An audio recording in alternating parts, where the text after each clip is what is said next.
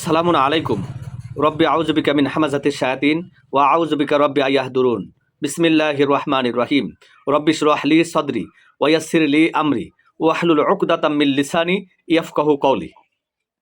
বন্ধুগণ, তোমরা অনেকেই আছো যারা কোরআনের আলোয় আলোকিত হয়েছো, সত্যের পথ চিনতে পেরেছো, কোরআনের কথা বলতে গিয়ে সবচেয়ে কাছের মানুষগুলোকেই হারিয়ে ফেলেছো। যাদের মুখে একদিন ভরসা ছিল, আজ তারা তোমাদের থেকে মুখ ফিরিয়ে নিয়েছে। তোমরা ভেবেছিলে পরিবার অন্তত বুঝবে, রক্তের সম্পর্ক অন্তত শুনবে, কিন্তু বাস্তবতা তারা বলেছে তোমার ধর্ম তোমার কাছে আর আমাদের ধর্ম আমাদের কাছে। তোমরা থেমে যাওনি, কিন্তু অবাক হয়েছো, চিন্তা করেছো, এ কেমন সমাজ যেখানে কোরআনের কথা বললেই দূরে সরে যায় সবাই, মুখ ফিরিয়ে নেয়। সত্যি কথা শোনো, এই পৃথিবীতে কোরআনের ডাক কখনোই জনপ্রিয় ছিল না। সত্যের রাস্তায় কখনো ভিড় হতো না, জ্যাম হতো না। মিথ্যার পথ সবসময় প্রশস্ত, আলো ঝলমলে, আর সত্যের পথ বরাবরই সরু, নীরব আর কষ্টে ভরা। আল্লাহ নিজেই সতর্ক করেছেন, ওয়াইং তুতি আকসার মানফিল আরদি ইউদিল্লুকা আন সাবিলিল্লাহ। তুমি যদি পৃথিবীর অধিকাংশ মানুষের কথা মানো, তারা তোমাকে আল্লাহর পথ থেকে বিচ্যুত করবে। সূরা আল আনাম আয়াত 116। সংখ্যা নয় বন্ধুগণ, সত্যের মাপকাঠি একমাত্র কোরআন। যদি সংখ্যাই সত্য হতো, তাহলে নূহ আলাইহিস সালামের নৌকায় পৃথিবীর সবাই উঠত। নূহ নবী ছিলেন প্রথম সেই মানুষ যিনি একা হয়েছিলেন কোরআনের ডাকে। 950 বছর ধরে তিনি বলেছিলেন, ইয়া কওমে আবুদুল্লাহ মালাকুম মিন ইলাহিন গায়রুহু। হে আমার কওম, তোমরা আল্লাহর ইবাদত করো, তিনি ছাড়া তোমাদের আর কোনো ইলাহ নেই। কিন্তু তার কওম হেসেছিল। তার ছেলে বলেছিল, আমি পাহাড়ে আশ্রয় নেব, এটা আমাকে রক্ষা করবে। সূরা হুদ আয়াত 43। নূহ বলেছিলেন, আজ আল্লাহর আদেশ থেকে কেউ রক্ষা পাবে না, এবং ঢেউ এসে তার সন্তানকে ডুবিয়ে দিয়েছিল। রক্তের সম্পর্কও হিদায়তের নিশ্চয়তা নয়, হিদায়ত আল্লাহর হাতে, তোমাদের হাতে নয়। ইব্রাহিম আলাইহিস সালামকে দেখো, পুরো সমাজ মূর্তি বানাচ্ছে, বাবা নিজেই মূর্তি নির্মাতা। রাষ্ট্রীয় ক্ষমতা নমরুদের হাতে, একজন মানুষ দাঁড়িয়ে ঘোষণা দিলেন, ইন্নী ওয়াজ্জাহতু ওয়াজহিয়া লিল্লাযী ফাতারাস সামাওয়াতি ওয়াল আরদা হানিফা। আমি মুখ ফিরিয়েছি তার দিকে যিনি আসমান ও জমিন সৃষ্টি করেছেন। সূরা আল আনাম আয়াত 79। তাকে আগুনে নিক্ষেপ করা হলো, কিন্তু আল্লাহ সুবহানাহু ওয়া তাআলা বললেন, ইয়া নারু কুনি বারদাম ওয়া সালামান আলা ইব্রাহিম। হে আগুন, তুমি ইব্রাহিমের জন্য শীতল ও নিরাপদ হয়ে যাও। সূরা আম্বিয়া আয়াত 69। তোমরা একা ভয় পেও না, তোমরা একা হয়ে ভয় পেও না। যখন তোমরা আল্লাহর পথে দাঁড়াও, তখন আগুনও আল্লাহর আদেশ ছাড়া পোড়াতে পারে না। মূসা আলাইহিস সালাম এর কাহিনী ভাবো। তিনি ফেরাউনের সামনে দাঁড়িয়ে বলেছিলেন, ইসরায়েল সন্তানদের আমার সঙ্গে যেতে দাও। সূরা আরাফের 105 নম্বর আয়াত। ফেরাউন বলেছিল, তুমি তো এক জাদুকর। তার সবার লোকেরা হাসাহাসি করেছিল। আজ তোমরা যখন কোরআনের কথা বলো, মানুষ বলে এ তো ফিতনা, এ তো নতুন মতবাদ, তোমরা উম্মাহ ভাঙছো। সময় বদলেছে, কিন্তু মানুষের রোগ বদলায়নি। আজও মুসা ফেরাউনের যুদ্ধ চলছে, একজন সত্যের ভাষায় আর একজন ক্ষমতার ভাষায়। তোমরা হয়তো দেখো মানুষ কোরআন পড়ে কিন্তু বোঝে না, পড়লেও চিন্তা করে না। আফালা ইয়াতাদাব্বারুনাল কুরআন আম আলা কুলুবিন আকফালুহা। আল্লাহ সুবহানাহু ওয়া তাআলা বলেছেন, তারা কি কোরআন নিয়ে চিন্তা করে না, নাকি তাদের অন্তরগুলো তালাবদ্ধ?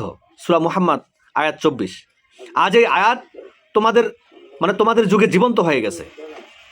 অসংখ্য মানুষ প্রতিদিন কোরআন তেলাওয়াত করে, কিন্তু তাদের অন্তর কোরআন মুক্ত। এমনকি অনেকে কোরআন মুখস্থ করেছে, কিন্তু কোরআন তাদের হৃদয়ে স্থান পায়নি। নবীর সবচেয়ে কাছের মানুষ ছিলেন তার চাচা আবু তালিব। তিনি নবীর পাশে ছিলেন, নবীকে রক্ষা করেছেন, কিন্তু হেদায়েত পাননি। তখন আল্লাহ সুবহানাহু ওয়া তাআলা বলেছিলেন, ইন্নাকা লা তাহদি মান আহবাবতা ওয়ালাকিন্নাল্লাহা ইয়াহদি মান ইয়াশাউ। তুমি যাকে ভালোবাসো তাকে হেদায়েত দিতে পারবে না, আল্লাহ যাকে চান তাকেই হিদায়াত দেন। সূরা আল কাসাস আয়াত 56। এই আয়াত তোমাদের জন্য এক সান্ত্বনা। তোমরা যে কষ্ট পাও, সেটা নবীদের কষ্টেরই ছায়া। তোমাদের কাজ হিদায়াত দেওয়া নয়, তোমাদের কাজ আয়াত পৌঁছে দেওয়া। যারা আজ কোরআন ত্যাগ করেছে, যারা কোরআনকে শুধু তেলাওয়াতের বই বানিয়েছে, তাদের সম্পর্কে নবী কিয়ামতের দিন বলবেন, অকাল আর রসুলু ইয়া রব্বি ইন্না কওমি ইত্তাখাযু হাযাল কুরআনা মাহজুরা। হে আমার রব, আমার কওম বা আমার জাতি, আমার উম্মত এই কোরআনকে পরিত্যাগ করেছে। সূরা আল ফুরকান আয়াত 30। কোরআন যারা পড়ে কিন্তু মানে না, তারা আসলে এই অভিযোগের কাতারে। তোমরা তাদের কাতারে নয়, কোরআনের কাতারে থেকো। আল্লাহ তার নবীকে বলেছেন, ফাইন্নামা আলাইকাল বালাগ ওয়া আলাইনাল হিসাব। তোমার দায়িত্ব কেবল পৌঁছে দেওয়া, আর হিসাবের দায়িত্ব আমার। সূরা রাদ আয়াত 40। তোমাদের দায়িত্ব শুধু আলো জ্বালানো, দেখবে কে, সেটা আল্লাহর কাজ। তোমরা সত্য বলবে, তোমরা ডেকে যাবে, হোক সে তোমাদের ঘর, সমাজ বা পুরো দুনিয়া। বন্ধুগণ, মনে রেখো, এই নিঃসঙ্গতা শাস্তি নয়, এটা পুরস্কারের ভূমিকা। যারা কোরআনের সঙ্গী হয় তখন তাদের অন্য সঙ্গীরা হারিয়ে যায়, তখন তারা একা হয়ে যায়, চিন্তা নেই, তখন আল্লাহ তাদের সঙ্গী হয়ে যায়। তোমরা যদি কোরআনের পথে দৃঢ় থাকো, তবে পৃথিবী তোমাদেরকে ছেড়ে গেলেও আল্লাহ কখনো তোমাদেরকে ছাড়বেন না। তোমরা পরাজিত নও, তোমরা পরীক্ষায় আসো, তোমাদের অশ্রু বৃথা যাবে না। প্রতিটি কষ্ট, প্রতিটি প্রত্যাখ্যান, প্রতিটি নিঃসঙ্গ রাত আল্লাহর কাছে তার হিসাব আছে। এবং সেই দিন আসবে যেদিন আল্লাহ বলবেন, সালামুন আলাইকুম বিমা সাবারতুম, তোমাদের প্রতি শান্তি তোমাদের ধৈর্যের কারণে। সূরা রাত আয়াত 24। তাই সাহস হারিও না, তোমাদের পথই নবীদের পথ। এই নিঃসঙ্গতা একাকিত্ব নয়, এটি হেদায়েতের সাক্ষ্য। কারণ কোরআনের পথে হাঁটা মানে আল্লাহর সন্তুষ্টির পথে হাঁটা। আর এই পথের শেষ প্রান্তে রয়েছে শুধু আলো, শুধু শান্তি, শুধু পুরস্কার। বন্ধুগণ, তোমরা যদি ভাবো একাকিত্ব তোমাদের জন্য নতুন, তবে কোরআনের ইতিহাস খুলে দেখো। কোরআনের পথে চলা মানেই মানুষের প্রত্যাখ্যান, সমাজের অবজ্ঞা আর আপনজনের ভুল বোঝাবুঝি।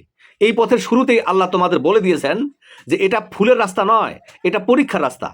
ঈসা নবীর দিকে তাকাও, তিনি কথা বলেছিলেন প্রেম দিয়ে, সত্য দিয়ে, করুণা দিয়ে। তিনি বলেছিলেন, তিনি আমাকে নির্দেশ দিয়েছেন সালাত ও জাকাতের, যতদিন আমি জীবিত থাকি। সূরা মারিয়াম আয়াত 31। তবু কি হয়েছিল জানো? তাকে বলা হয়েছিল জাদুকর, তার মাকে অপবাদ দেওয়া হয়েছিল, তাকে হত্যা করার ষড়যন্ত্র হয়েছিল। যখন তোমরা কোরআনের কথা বলো আর মানুষ তোমাদের চরিত্র নিয়ে প্রশ্ন তোলে, তখন মনে রেখো নবীদের পথ দিয়েই তোমরা হাঁটছো। লূত নবীর কাহিনী আরও ভয়ঙ্কর। তিনি এমন এক সমাজে দাঁড়িয়ে সত্য বলেছিলেন যে সমাজ পাপকে সংস্কৃতি বানিয়েছিল। তিনি কাপাকণ্ঠে বলেছিলেন, তোমরা কি এমন অশ্লীলতা লিপ্ত হচ্ছ যা তোমাদের আগে কেউ করেনি? সূরা আল আরাফ আয়াত 80। তিনি তার জাতিকে সত্যের দিকে ডাকলেন, বোঝালেন, পাপ থেকে ফিরে আসতে বললেন।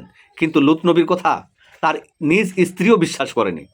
নিজের ঘরের ভেতরেই তিনি একা ছিলেন, তার নিজের ঘরেই শত্রু ছিল। পরিবারে একা হওয়া মানেই ব্যর্থতা নয়। লূত নবীর স্ত্রীও তো সত্যের পক্ষে দাঁড়ায়নি। তবু লূত নবী আল্লাহর কাছে পরাজিত নন, বরং তিনি সফল নবী। সবচেয়ে হৃদয় বিদারক অধ্যায় তায়েফ। নবী সালামুন আলা মুহাম্মদ সেখানে গিয়েছিলেন আশ্রয় চাইতে, মানুষ চাইতে, সহযোদ্ধা চাইতে। ফলাফল কি হলো? পাথর ছুঁড়ে তাকে রক্তাক্ত করা হয়েছিল, জুতা ভরে গিয়েছিল রক্তে। আর তখনও তিনি বদদোয়া করেননি, বরং তিনি বলেছিলেন, হে আল্লাহ, আমার কওমকে ক্ষমা করো, তারা জানে না। তোমরা যখন কোরআনের কথা বলে আঘাত পাও, অপমান সহ্য করো, তখন তায়েফের রক্তাক্ত রাস্তা তোমার সাথে হাঁটে। তোমরা ভাবো কেন এত কষ্ট, কেন এত প্রত্যাখ্যান? আল্লাহ নিজেই উত্তর দিয়েছেন। মানুষ কি মনে করে আমরা ঈমান এনেছি বললেই তাদেরকে ছেড়ে দেওয়া হবে, তাদেরকে পরীক্ষা করা হবে না? সূরা আনকাবুত আয়াত 2। পরীক্ষা না হলে ঈমান প্রমাণ হয় না, চাপ না পড়লে সত্যের শক্তি বের হয় না। তোমরা হয়তো ভাবো আমরা অল্প, আমরা দুর্বল, কিন্তু আল্লাহ বলেন, কত ছোট দল আল্লাহর অনুমতিতে বড় দলকে পরাজিত করেছে। সূরা আল বাকারা আয়াত 249। সংখ্যা নয়, নিষ্ঠাই আল্লাহর কাছে মূল্যবান। যখন তোমরা ক্লান্ত হয়ে পড়ো, তখন মনে হয় আর পারছি না, তখন আল্লাহ বলেন, লা ইউকাল্লিফুল্লাহু নাফসান ইল্লা উসআহা। আল্লাহ কাউকেই তার সাধ্যের বাইরে বোঝা দেন না। সূরা বাকারা আয়াত 286। অর্থাৎ এই কষ্ট তোমাদের সামর্থ্যের ভেতরেই, কারণ আল্লাহ জানেন তোমরা পারবে, কারণ আল্লাহ জানেন তোমরা পারবে। তোমরা যদি আজ উপহাসের শিকার হও, তাহলে জেনে রেখো তোমার আগেও বহু রাসূলকে উপহাস করা হয়েছে। সূরা আল আনাম আয়াত 10 তোমরা খুলে দেখো। তোমরা একা নও, এই উপহাসের সারিতে নবীরাও ছিলেন। সবচেয়ে বড় শক্তি কি জানো? আল্লাহর সাথে সংযোগ স্থাপন করা। আল্লাহ বলেন, আল্লাহর স্মরণেই অন্তর প্রশান্ত হয়। সূরা রাত আয়াত 28। যখন মানুষ তোমাদের ছেড়ে যায়, তখন আল্লাহর স্মরণ তোমাদের ধরে রাখে। শেষ কথা স্পষ্ট, তোমাদের দায়িত্ব ফল নয়, প্রচেষ্টা। আল্লাহ রাসূলকে বলেছেন, মা আলা রসুল ইল্লাল বালাগ, রাসূলের দায়িত্ব কেবল পৌঁছে দেওয়া। সূরা মায়েদা আয়াত 99। এই দায়িত্ব মানে তোমরাও বহন করছো, এই দাওয়াতের কাজই তো করছো, নবীদের কাজই তো তোমরা করছো। একদিন এই কোরআনই তোমাদের পক্ষে কথা বলবে। এই নিঃসঙ্গতাই সেদিন সম্মানের রূপ নেবে। আর আল্লাহ বলবেন, নিশ্চয়ই আমি সৎকর্মশীলদের প্রতিদান নষ্ট করি না। তাই থেমে যেও না, ভেঙে পড়ো না, নরম থেকো, কিন্তু সত্যে আপোষহীন থেকো। কারণ কোরআনের পথে যারা একা পড়ে যায়, তারাই একদিন আল্লাহর কাছে সবচেয়ে কাছে থাকে। সালামুন আলাইকুম। ধন্যবাদ সবাইকে।